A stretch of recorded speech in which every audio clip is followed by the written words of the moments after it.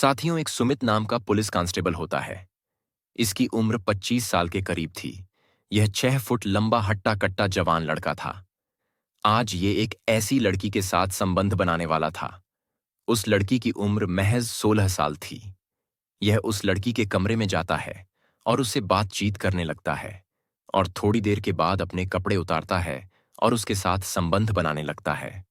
लगभग 2 बार उसके साथ संबंध बनाता है और जब थक जाता है तो वहीं पर लेट जाता है।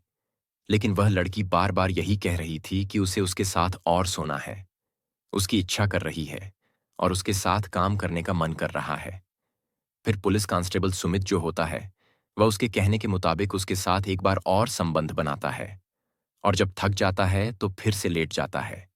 लेकिन वह लड़की फिर से बार बार यही कह रही थी कि उसके साथ उसे और सोना है और संबंध बनाना है। उसकी ओर इच्छा कर रही है।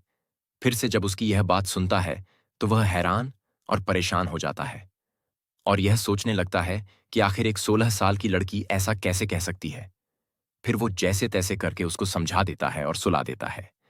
फिर अगले दिन जब सुबह होती है तो वह नहा खा तैयार होकर पुलिस स्टेशन पहुंच जाता है और यही सोचने लगता है कि आखिर एक 16 साल की लड़की की इच्छा कैसे हो सकती है। आखिर इसका राज क्या है। फिर साथियों, इसी सोच विचार में शाम हो जाती है। शाम के समय में यह अपने घर पे आता है, फिर खाना पना खाता है और रात के 10 बजे के करीब फिर उस लड़की के साथ संबंध बनाने लगता है। लगभग 2-3 बार उसके साथ संबंध बनाता है और जब थक जाता है तो वहीं पर लेट जाता है। लेकिन वह लड़की फिर से बार बार यही कह रही थी। उसका यही सवाल था कि उसे उसके साथ और सोना है और संबंध बनाना है। उसकी इच्छा और कर रही है। अब पुलिस कांस्टेबल सुमित का दिमाग जो है, वह ठनक जाता है और यह सोचने लगता है कि आखिर इसका राज क्या है, पूरा मामला है क्या। फिर दोस्तों, जैसे तैसे करके वह उसको फिर से समझा देता है और सुला देता है। फिर अगले दिन जब सुबह होती है तो यह नहा के तैयार होकर उस लड़की के घर पर चला जाता है, उसके माता पिता के घर पर चला जाता है और उनको पूरी कहानी बताता है कि मैं आपकी लड़की के साथ कितनी भी बार संबंध बना लूं, लेकिन उसकी इच्छा और ज्यादा करती है, उसको काम वासना और ज्यादा होती है। आखिर इसका राज्य क्या है। फिर लड़की का पिता उस लड़के को एक ऐसी कहानी बताता है, एक ऐसे राज्य के बारे में बताता है। जब पुलिस कांस्टेबल सुमित उस राज्य के बारे में सुनता है तो उसके पैरों के नीचे से जमीन खिसक जाती है, उसके होश उड़ जाते हैं। साथियों, आखिर यह राज्य क्या था। जब आप इसके बारे में जानोगे तो आपके भी होश उड़ जाएंगे। आप भी दंग रह जाओगे और यह सोचने पर मजबूर हो जाओगे कि एक माता पिता अपनी 16 साल की बेटी के साथ ऐसा कैसे कर सकते हैं। इसीलिए इस कहानी में आप अंत तक बने रहिएगा, क्योंकि इस कहानी से आपको एक बहुत बड़ी सीख मिलने वाली है। बाकी दोस्तों, हमारी आप लोगों से एक छोटी सी रिक्वेस्ट है। अगर अभी तक आपने हमारे चैनल को सब्सक्राइब नहीं किया है तो चैनल को सब्सक्राइब कर लीजिएगा और वीडियो को लाइक कर दीजिएगा। और जितने भी भाई बंधु हमारी इस वीडियो को जहां से भी देख रहे हैं, वह इस वीडियो की कमेंट में अपना नाम और अपनी सिटी या गांव का नाम जरूर लिखें, ताकि अगली वीडियो में मुझे आपके नाम बोलते हुए खुशी हो। चलिए शुरू करते हैं और बताते हैं कि आखिर पूरी कहानी है क्या, पूरा मामला है क्या। दरअसल साथियों, इस कहानी की शुरुआत होती है बिहार के मलपुरा गांव से, जहां पर मनदीप नाम का व्यक्ति अपने परिवार के साथ रहता था। मनदीप की 5 बेटी थीं। इसका कोई बेटा नहीं था। मनदीप की पत्नी भी थी। यह अपने परिवार का पालन पोषण खेती किसानी करके किया करता था।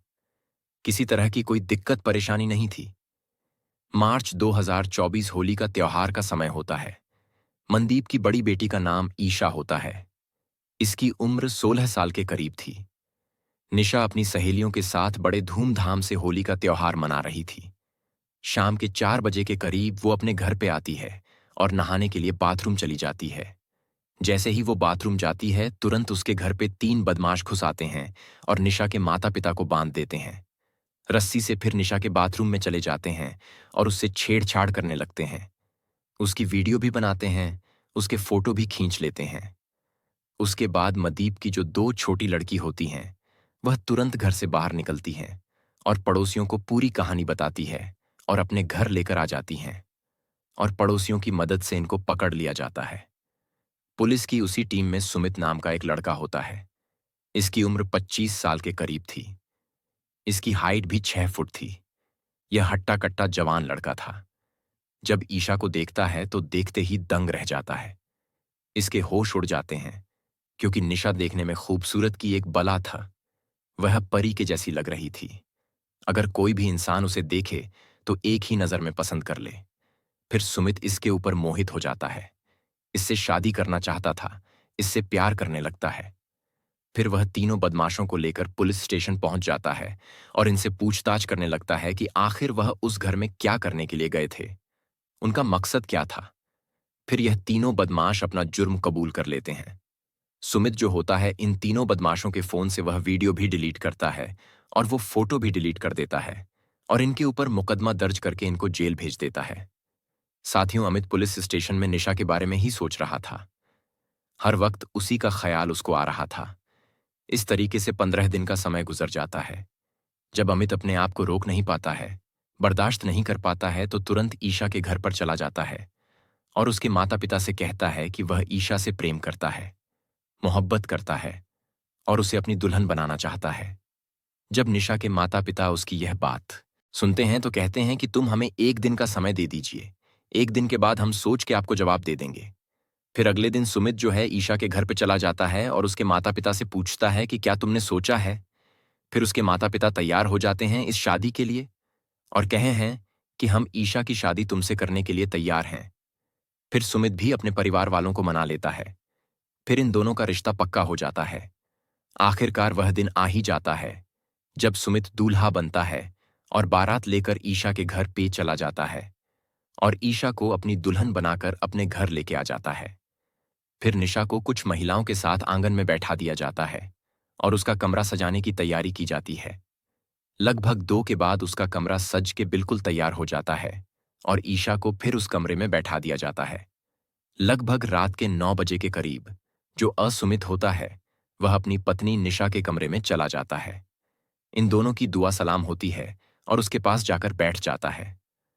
फिर वह उसका घूंघट उठाता है तो उसका घूंघट उठाते ही खुशी के मारे उछल उठता है, क्योंकि ईशा इतनी खूबसूरत थी कि उसने अपनी जिंदगी में इतनी खूबसूरत लड़की नहीं देखी थी। फिर लगभग 2 घंटे तक यह एक दूसरे से बातचीत करते हैं। फिर अमित ईशा से कहता है कि आज हमारी सुहाग रात है और इस रात को हम एक यादगार रात बनाना चाहते हैं साथियों। ईशा जब उसकी यह बात सुनती है तो वह बड़ी खुश हो जाती है। क्यों? क्योंकि उसके चेहरे पर कोई शिकन नहीं थी, कोई मायूसी नहीं थी। वह तो चाहती थी कि उसका पति उसके साथ कब सुहाग रात मनाए। सुमित अपने कपड़े उतारता है और ईशा के कपड़े भी उतार देता है। अब ये दोनों बिल्कुल निर्वस्त्र हो चुके थे। अमित निशा के साथ सुहागरात मनाने लगा था। लगभग 2-3 बार वो उसके साथ सुहागरात मनाता है और जब थक जाता है तो वहीं पर लेट जाता है। लेकिन ईशा उससे कहती है कि मुझे तुम्हारे साथ और सोना है, मुझे इच्छा और कर रही है, तुम्हें मेरे साथ और संबंध बनाना चाहिए। सुमित उसके कहने के मुताबिक एक बार और उसके साथ सुहाग रात मनाता है और फिर जब थक जाता है तो वहीं पर लेट जाता है। लेकिन ईशा फिर से उससे बार बार यही कह रही थी कि वो उसके साथ और संबंध बनाना चाहती है और सोना चाहती है। फिर सुमित जब उसकी यह बात सुनता है तो दंग रह जाता है और यह सोचने लगता है कि आखिर एक 16 साल की लड़की ऐसा कैसे कह सकती है। वो भी पहली ही रात में। फिर जैसे तैसे करके अमित उसको समझा देता है और उसको सुला देता है। दोस्तों, फिर अगले दिन सुबह होती है। अमित नहाता है और तैयार होता है और अपने पुलिस स्टेशन पहुंच जाता है। पुलिस स्टेशन में पहुंचने के बाद वो यही सोच विचार कर रहा था कि उसकी जो पत्नी है वो एक 16 साल की लड़की है, कच्ची कली है। उसको तो कुछ पता ही नहीं है कि आखिर सुहागरात होती क्या है। लेकिन एक 16 साल की लड़की ऐसे कैसे कह सकती है कि उसकी इच्छा और कर रही है, उसका मन और कर रहा है। इसी सोच विचार में दोस्तों शाम हो जाती है। फिर शाम के समय यह अपने घर पे आता है, खाना पना खाता है और रात के 10 बजे के करीब वह अपनी पत्नी ईशा के कमरे में चला जाता है। फिर लगभग 2-3 बार उसके साथ संबंध बनाता है और जब थक जाता है तो वहीं पर लेट जाता है। लेकिन निशा उससे बार बार यही कह रही थी कि उसका मन और कर रहा है, उसकी इच्छा और कर रही है। अब जब सुमित उसकी यह बात सुनता है तो दंग रह जाता है। उसके होश उड़ जाते हैं और यह सोचने लगता है कि आखिर इसका राज्य क्या है, पूरा मामला है क्या। वह यही सोच विचार कर रहा था कि इस राज्य का वह पता लगाकर रहेगा। इस विचार में दोस्तों वह अपनी पत्नी को समझाता है और सुला देता है और खुद भी सो जाता है दोस्तों। इस तरीके से लगभग 5 दिन का समय गुजर जाता है। एक दिन अमित अपने पुलिस स्टेशन जाने के लिए तैयार हो रहा था। वह अचानक अपने कमरे में एक टेबल पर दवाई रखी हुई देखता है और सोचता है कि यह दवाई तो मैं कभी लाया नहीं था। यह दवाई किसकी है? फिर वह चुपके से वह दवाई उठाता है और अपनी जेब में डाल लेता है और पुलिस स्टेशन पहुंच जाता है। पुलिस स्टेशन में उसको जब थोड़ा सा समय मिलता है तो नज़दीकी एक हॉस्पिटल जाता है और वहां के डॉक्टर से जाकर मिलता है। उसको वह दवाई दिखाता है और यह पूछने लगता है कि आखिर इस दवाई का काम क्या है। फिर वह डॉक्टर जब यह दवाई देखता है तो दंग रह जाता है और सुमित को पूरी कहानी बताता है और कहता है कि यह दवाई शक्तिवर्धक दवाई है, हार्मोन्स बढ़ाने वाली दवाई है। यह दवाई कम उम्र की लड़कियों को खिलाई जाती है ताकि कम उम्र में उनका शरीर विकसित विकसित हो जाए, बड़ा हो जाए। यह दवाई ज्यादातर कोठों पर इस्तेमाल की जाती है। जब अमित डॉक्टर की यह बात सुनता है तो दंग रह जाता है। उसके होश उड़ जाते हैं और वह उस दवाई को लेकर अपने घर पर आ जाता है दोस्तों। सुमित को अब पूरी कहानी समझ में आ चुकी थी कि निशा उसके साथ संबंध बनाने के लिए बार बार क्यों कहती थी, क्यों उसकी इच्छा करती थी। क्योंकि वही इन गोलियों का इस्तेमाल करती थी। आखिर ईशा ही इन गोलियों का इस्तेमाल करती थी।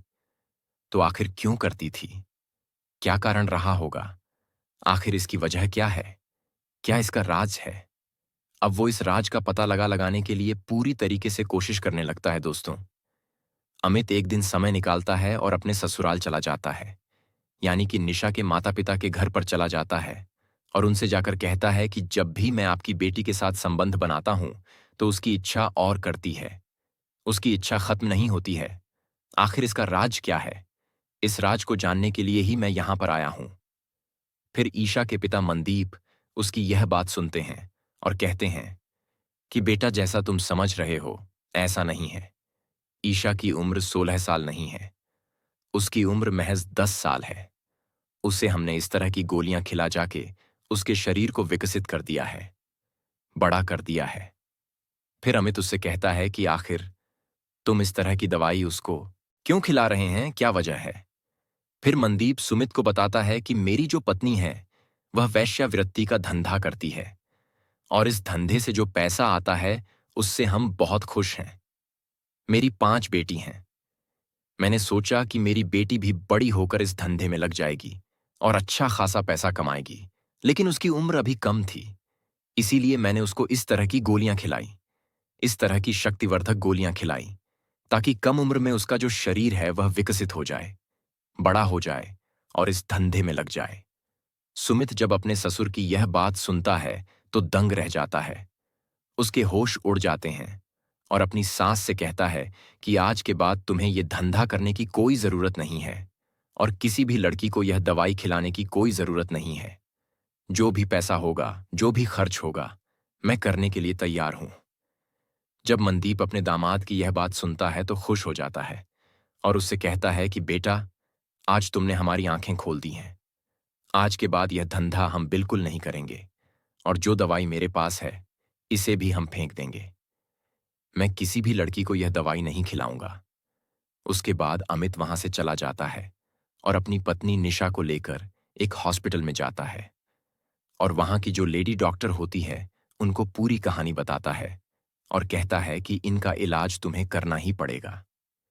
फिर वह लेडी डॉक्टर ईशा का इलाज करने लगती है और लगभग 6 महीने के अंदर अंदर ईशा बिल्कुल ठीक हो जाती है। अब ईशा अपने पति अमित के साथ बड़े अच्छे से रह रही थी, हंसी खुशी रह रही थी। इनको किसी तरह की कोई दिक्कत परेशानी नहीं थी। जो भी खर्चा होता था सुमित अपने ससुर के यहाँ पे भेज दिया करता था दोस्तों। इसी कहानी को सुनाने का हमारा मकसद आप लोगों को परेशान करना या आपका दिल दुखाना नहीं था। सिर्फ आप लोगों को सचेत और जागरूक करना था कि इंसान पैसे के लालच में सब कुछ भूल जाता है, अपनों को भूल जाता है, अपने परिवार को भूल जाता है और गलत काम में लग जाता है। साथियों, सुमित नाम का पुलिस कांस्टेबल इनके जीवन में ऐसा फरिश्ता बन के आया कि उसने इनको सही राह दिखाई, सही रास्ता दिखाया।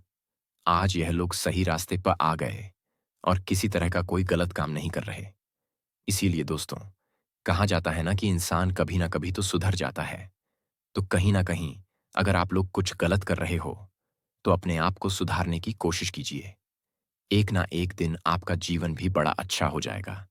क्योंकि दोस्तों, जीवन बड़ा अनमोल होता है। यह जीवन बार बार नहीं मिलता है। बाकी आप लोग हमेशा खुश रहे, अपने परिवार में सुरक्षित रहे और हमारी वीडियो को लगातार देखते रहे।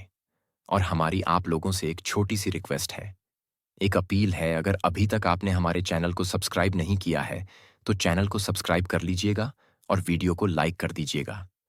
और जितने भी भाई बंधु हमारी इस वीडियो को जहां से भी देख रहे हैं, वो इस वीडियो की कमेंट में अपना नाम और अपनी सिटी का नाम जरूर लिखें, ताकि अगली वीडियो में मुझे आपके नाम बोलते हुए खुशी हो। तो चलिए साथियों, मिलते हैं फिर किसी और वीडियो में। तब तक धन्यवाद।